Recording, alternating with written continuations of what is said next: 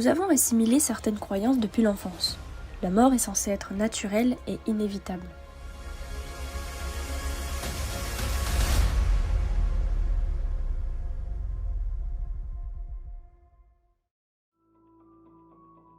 Cette pensée est entretenue par le dogmatisme qui la maintient, de ce fait de nouvelles découvertes ne sont pas permises. Cette approche ne mène qu'à des résultats habituels et attendus. C'est ainsi que la science fonctionne.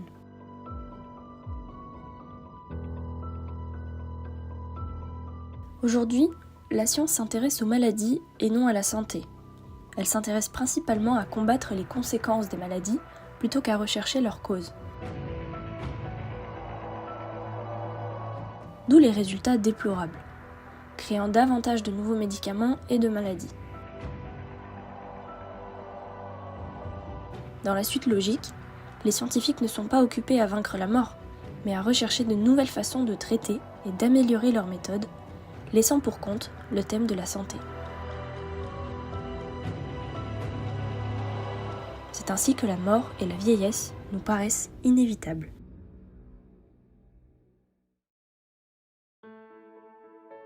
Cependant, voici un fait remarquable. Lorsqu'une cellule mâle d'un âge donné féconde une cellule femelle qui a son propre âge, les deux horloges biologiques sont remises à zéro au moment de l'intégration de la cellule mâle dans une nouvelle cellule, appelée zygote. Quel que soit l'âge du spermatozoïde et de l'ovule, la nouvelle cellule issue de leur fusion n'aura aucun âge.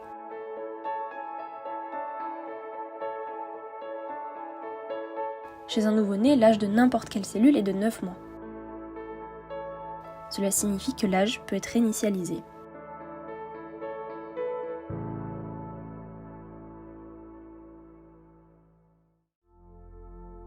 Il existe des mécanismes qui peuvent stopper le vieillissement. Le sommeil léthargique en est la preuve. Les gens peuvent dormir pendant des décennies dans ce sommeil.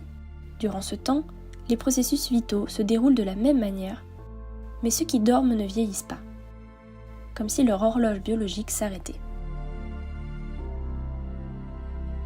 Nous trouvons un autre exemple d'inversion de la vieillesse avec les larves du mollusque de moules perlières européennes.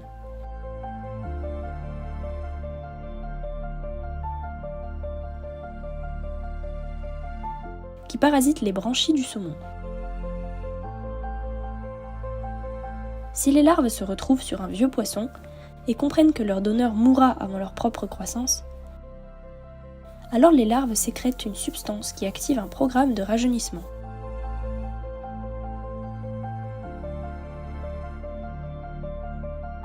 Cette thérapie transforme le vieux poisson, y compris toutes les maladies dues à la vieillesse, en un jeune poisson qui s'avère plus fort et plus tenace que ses congénères.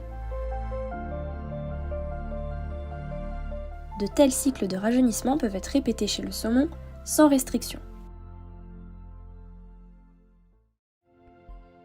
On trouve des exemples de longévité dans la Bible. Genèse chapitre 5:5. Les jours de la vie d'Adam furent de 930 ans, et il est mort. Son descendant Noé était également un foi long. Même si Noé n'était pas un saint, il a vécu 950 ans, et sa femme, Noémraza, âgée de 500 ans, a donné naissance à Sem, Cham et Japheth. Selon de nombreux témoignages d'anciens auteurs, les soi-disant hyperboréens vivaient des centaines d'années et mouraient, à volonté, lorsqu'ils ne voyaient plus l'utilité de poursuivre leur chemin de vie.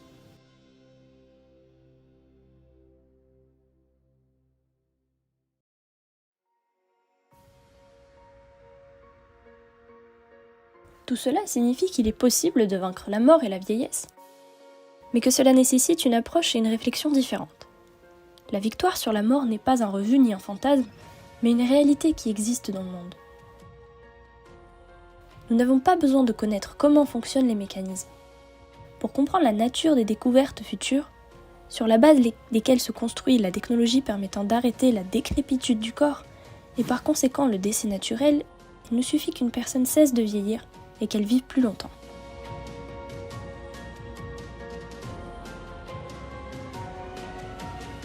À plusieurs égards, nous sommes les otages de notre subconscient. Après tout, il est convaincu que le vieillissement est inévitable et nous pousse sur le chemin habituel. Cependant, l'âge peut être réinitialisé, et de tels exemples existent dans la nature. Mais comment orienter le cerveau vers la longévité, et ainsi influencer positivement le cours de ces maladies actuelles? Vaincre la vieillesse et la mort est l'idée la plus élevée qui unit les gens, comme terreau fertile pour d'autres possibilités.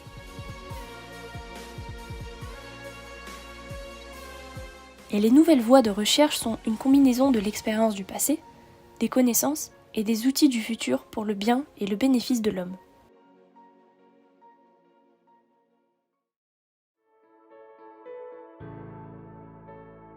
Les nouvelles technologies à propos de la vie ne sont pas magiques, mais résultent des derniers développements scientifiques, construits sur les principes de la nouvelle physique du cerveau, des énergies et des cellules de Morozov, Katibov, Makov, Levachov et Shkrudniev, et bien d'autres scientifiques et chercheurs exceptionnels, ainsi que la Société scientifique et technique russe.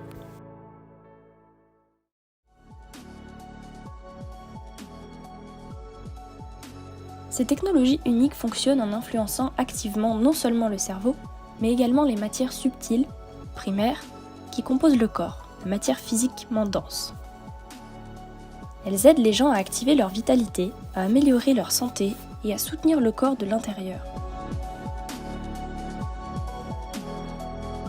À améliorer le potentiel intellectuel et créatif, à normaliser le psychisme de l'état émotionnel,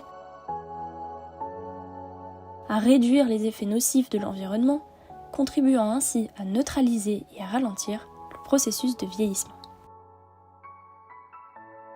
Épilogue.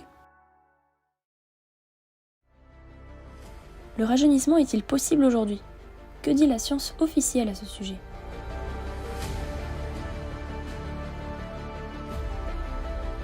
La science a maintenant annoncé 3 façons principales de faire en sorte qu'une cellule se souvienne de la jeunesse.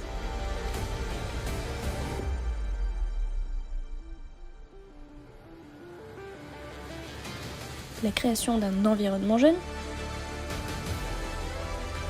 l'impact sur certains gènes, et les effets pharmacologiques sur les cellules. Les expériences menées sur le rajeunissement cellulaire, ainsi que sur l'identification des facteurs de rajeunissement, sont certainement impressionnantes. Et il peut sembler que l'élixir de jouvence instantané sera inventé. Malheureusement, ce n'est pas si simple. Jusqu'à présent, ce ne sont là que les tout premiers pas de la science officielle. Les scientifiques sont encore loin de comprendre pleinement les mécanismes du vieillissement et la manière dont il peut être contrôlé et régulé.